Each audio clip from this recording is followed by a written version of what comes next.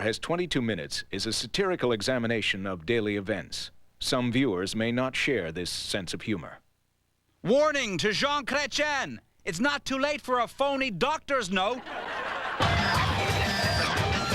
And now 22 Minutes is pleased to welcome guest news anchor Bill Reynolds to the desk. Welcome, Bill. Thanks, Molly. Thanks, everyone. There were indications last week that government cutbacks have left Ontario's hospitals in need of intensive care. Surgery is being delayed, and hundreds of sick people are forced to wait in hospital hallways because of bed shortages. However, Premier Mike Harris blamed the patients, explaining how long ago they should have booked their hospital beds. 30 years ago, 20 years ago, 10 years ago, 5 years ago. Then, to deflect criticism, the Tories released this ad. You know, it'll hurt less if you pull it off quickly. In response, an outraged doctor issued this challenge. I would invite the Premier to spend a day with me in the emergency department here. Harris met the challenge and got a taste of his own medicine. Ah! On the plus side, Premier Harris noted that the problem of too many sick patients and too few beds should eventually take care of itself. This week, the life and times of Wyerton Willie. He began his career as a weatherman in Halifax, and then became a celebrity with numerous appearances of the Tommy Hunter Show, which led to a brief stint as a news anchor on This Hour Has 22 Minutes. His on-again, off-again love affair with Wendy Mesley, followed by his engagement to Cynthia Dale, and his lifelong friendship with Salman Rushdie that may have led to his strange, tragic death. That's the life and times of Wyerton Willie, coming up later on CBC. For the first time, dozens of Ontario and Quebec hospitals are allowing commercial advertising in their facilities. For more on this, we go now to the Ottawa General Hospital to speak with a physician in the program, Dr. Jane Smiley. Dr. Smiley, why are hospitals encouraging advertising? Because we have no money. If we did, Frank, we'd invest it in Altamira mutual funds, because it's a great time to be an Altamira investor. Excuse me a minute. It says here you fell down and hurt your head. What happened? I don't know. It was all so sudden. Oh, yeah. A whole lot can happen out of the blue. And you believe selling ads will solve your financial woes? I hope so, Frank, because right now we have to do the most for the least. Like Sprint Canada. Sprint Canada's new 10 cents a minute savings plan. Just put that under your tongue. There you go. Temperature's fine. Let's check your vision. Would you look at this, please, right here?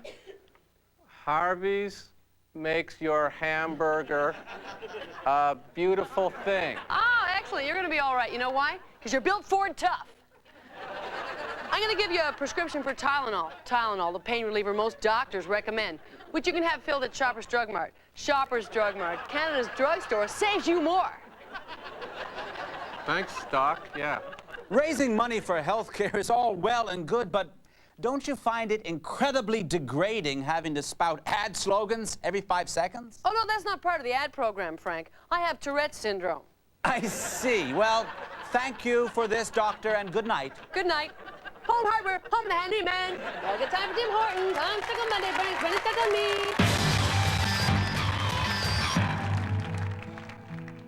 Sure, it's nice to have savings. You want to make sure you'll have enough money when you retire. You want to make sure your family is taken care of. And with your present financial plan, you can't be sure of that. But with the Scotia Bank High Five plan, we'll double your money, and it only takes 50 years. And 50 years can go by pretty quick. The Scotia Bank High Five plan. Unless you've got 6 figures in the bank, don't even bother.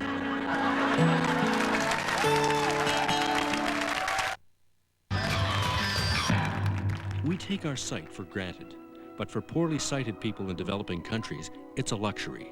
They can't afford glasses, so they don't realize they're walking around in hideously ugly clothing.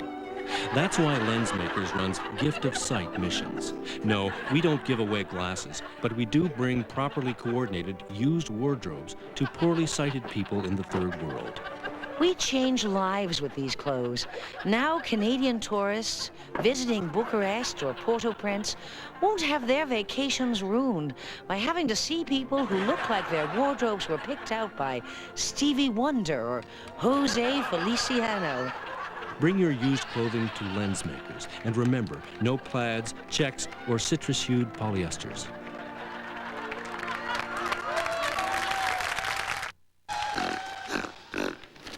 That impeachment of the president, eh?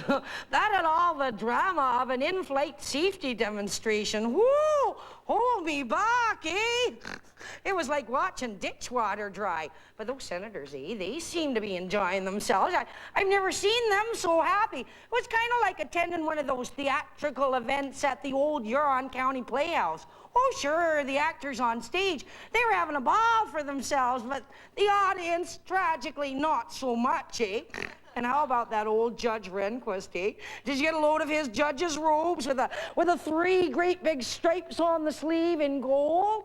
Oh, yeah. Oh, no, those aren't official, eh? That's just a bit of theatrical frou-frou and frippery that old Judge Billy designed for himself, eh?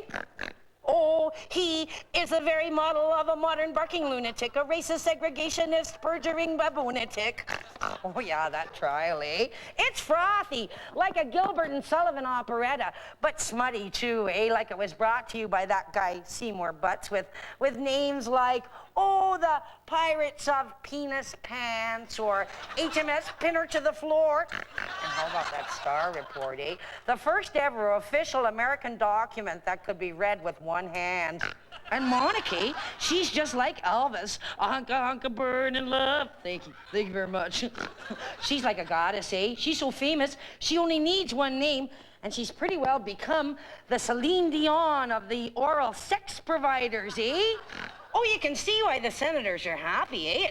It's been a real nice break for the American government, a chance for them to get away from their usual soul-sucking evil work of punishing the poor and stealing from widows and orphans and sucking up to the obscenely rich. Too bad, eh? Our Canadian parliamentarians will never get a break like that, eh? They're just going to have to keep on sticking it to the sick and the indigent and crucifying single mothers on welfare. Even if some brave soul with a real strong stomach, eh, would just agree to spend just a few minutes alone in a room with a cigar and Mike Harris. Oh, is that too much to ask?